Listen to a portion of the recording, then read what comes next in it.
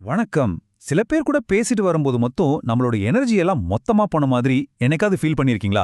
நம்மள அறியாமலே நம்மள ரொம்ப சோர்வாக்கி குழப்பத்துல தள்ளுற சிலரை நம்ம எல்லாருமே கண்டிப்பா சந்திச்சிருப்போம். இன்னைக்கு இந்த மாதிரி சவாலான மனிதர்களை எப்படி ஈஸியா ஹேண்டில் பண்றதுன்னு தான் பார்க்க போறோம். இந்த ஒரு வரி ரொம்ப ஆழமானது. ஒரு நிமிஷம் யோசிச்சு பாருங்க. நம்ம கூட இருக்கிறவங்க நம்மள வானத்துக்கும் உயர்த்தலாம், இல்லையா பாதாளத்திலையும் தள்ளலாம். நம்ம வளர்ச்சிக்கு யார் சப்போர்ட்டா இருக்காங்க, யார் தடையா இருக்காங்கன்னு தெரிஞ்சுக்கிறது வாழ்க்கையில ரொம்ப ரொம்ப முக்கியம். ஆமாங்க. முதல்ல விஷயத்த தெரிஞ்சுக்கிறது தான் முதல் ஸ்டெப்பு. நம்ம சக்திய உறிஞ்சி நம்மள வளர விடாம தடுக்கிறவங்கள எப்படி அடையாளம் கண்டுக்கிறது, அவங்கள எப்படி சமாளிக்கிறது, இதுக்கான சில சிம்பிளான வழிகளை தான் இப்ப நாம பார்க்க போறோம். வாங்க உள்ள போறோம். சரி, நாம முக்கியமா கவனிக்க வேண்டிய 3 விதமான ஆளுமைகளை பத்தி இப்ப கொஞ்சம் டீப்பா பார்க்கலாம். இந்த 3 பேரையும் நீங்க சரியா புரிஞ்சுக்கிட்டாலே போதும், பாதி பிரச்சனை தீர்ந்த மாதிரி. முதல் வகை டிராமா மேக்னெட். நம்ம ஊர்ல சொல்லணும்னா பிரச்சனைகளை ஈர்க்கும் காந்தம்னு சொல்லலாம். இவங்கள சுத்தி எப்போதுமே ஒரு நாடகம், ஒரு குழப்பம் ஓடிக்கிட்டே இருக்கும். ஒரு அமைதியான வாழ்க்கையே இவங்களுக்கு பிடிக்காதுன்னு கூட சொல்லலாம். இவங்களோட இந்த குழப்பத்துக்கு பின்னாடி ஒரு சைக்காலஜிக்கல் காரணம் இருக்கு.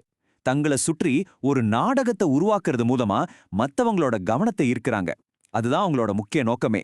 அது பணப்பிரச்சனையா இருக்கலாம், ரிலேஷன்ஷிப் சிக்கலா இருக்கலாம், ஏன் ஆபீஸ் பிரச்சனையா கூட இருக்கலாம். இவங்கள எப்படி கண்டுபிடிக்கிறது? இதோ சில அறிகுறிகள். எப்ப பார்த்தாலும் எதையாவது பத்தி கம்ப்ளைண்ட் சொல்லிட்டே இருப்பாங்க. சின்ன விஷயத்துக்கெல்லாம் மலையளவு கோபப்படுவாங்க. நடுராத்திரினும் பார்க்காம உங்க நேரத்தையும் சப்போர்ட்டையும் எதிர்பார்ப்பாங்க. மொத்தத்துல இவங்க கூட இருந்தா நம்ம நிம்மதியே போயிடும். சரி, இவங்க கிட்ட இருந்து உங்களை எப்படி பாதுகாத்துக்கிறது? இதோ சில வழிகள். ரொம்ப தெளிவாவும் உறுதியாவும் ஒரு எல்லைய வகுத்துக்குங்க. அவங்களோட ஒவ்வொரு பிரச்சனைக்கும் நீங்க தான் தீர்வு காணணும்னு அவசியம் இல்ல. உங்க மன அமைதி தான் முக்கியம். தேவைப்பட்டா அவங்க கிட்ட இருந்து முழுமையா விலகி இருக்கிறது கூட ஒரு நல்ல முடிவா இருக்கலாம்.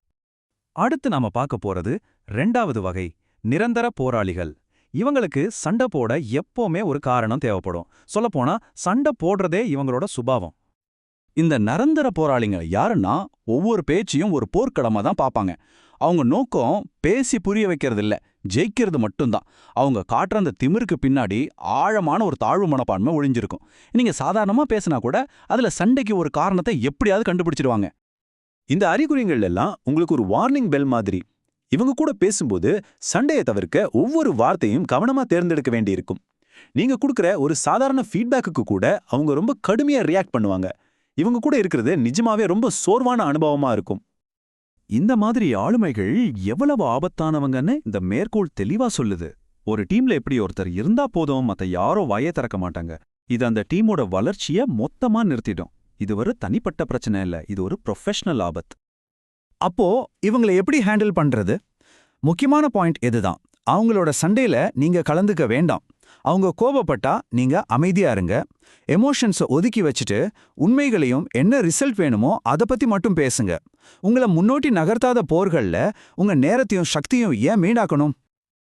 இப்போ 3வது கடைசி ஆளுமைக்கு வருவோம், பழி மாற்றுபவர். இவங்கள பொறுத்த வரைக்கும் தப்பு எப்போதுமே மத்தவங்க மேலதான்.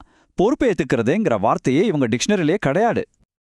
இந்த பழி மாற்றுபவர்களோட மைண்ட் செட் எப்படி வேலை செய்யுது தெரியுமா?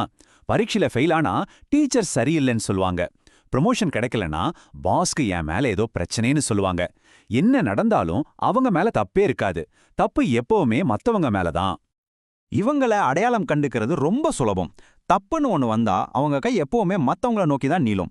ஒருபோதும் சுய பரிசோதனை பண்ணிக்கவே மாட்டாங்க. நான் என்ன தப்பு செஞ்சேன்னு கேட்கறதுக்கு பதிலா யார் தப்பு செஞ்சான்னு தான் கேட்பாங்க. இதனால இவங்க கூட தெளிவா பேசுறது ரொம்ப ரொம்ப கஷ்டம். இவங்க கூட என்ன பண்றது? ரொம்ப நேரடியான அட்வைஸ் இதுதான். இவங்கள நம்பி எந்த பெரிய பொறுப்பையும் கொடுக்காதீங்க. அவங்க கூட பிசினஸ் பார்ட்னராவோ இல்ல ஒரு முக்கியமான ப்ராஜெக்ட்ல அவங்கள சார்ந்தோ இருக்காதீங்க. ஏன்னா ஏதாவது தப்பு நடந்தா கடைசியில நீங்க தான் பழிய சுமக்க வேண்டியிருக்கும். சரி, நாம பார்த்த இந்த 3 வகைகளையும் சட்டுன்னு ஒரு ரீகேப் பார்க்கலாம். இந்த டேபிள் எல்லாத்தையும் ரொம்ப அழகா தெளிவுபடுத்துது.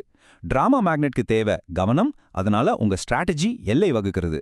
நிரந்தர போராளிக்கு தேவை வெற்றி, உங்க ஸ்ட்ராட்டஜி அமைதியா இருக்கிறது. பழி மாற்றுபவர் பழிய தவிர்க்க பார்ப்பார், உங்க ஸ்ட்ராட்டஜி தூரமா இருக்கிறது. இதை ஞாபகம் வச்சுக்கிட்டா ரொம்ப ஹெல்ப்ஃபுல்லா இருக்கும். ஓகே, இந்த குறிப்பிட்ட ஆளுமைகளை தாண்டி இப்போ ஒரு முக்கியமான விஷயத்துக்கு வருவோம். நம்ம வாழ்க்கையில நாம எடுக்கிற சக்தி வாய்ந்த முடிவுகள்ல ஒண்ணு, நம்ம கூட யார் இருக்கணும்னு நாம தேர்ந்தெடுக்கிறது தான். இந்த விளக்கத்தோட முக்கியமான சாராம்சமே இதுதாங்க. சேரிடம் அறிந்து சேர். நாம யாருடன் பழகுறோமோ அவங்களாத்தான் நாம மாறுவோம். அதனால இந்த அறிவை உங்க வளர்ச்சிக்கு ஒரு கருவியா பயன்படுத்துங்க. உங்களை ஆதரிக்கிற, ஊக்கப்படுத்துற ஆட்கள் கூட மட்டும் உங்க நேரத்தை செலவிடுங்க. இந்த விளக்கத்தை நான் ஒரே ஒரு கேள்வியோட முடிக்கிறேன்.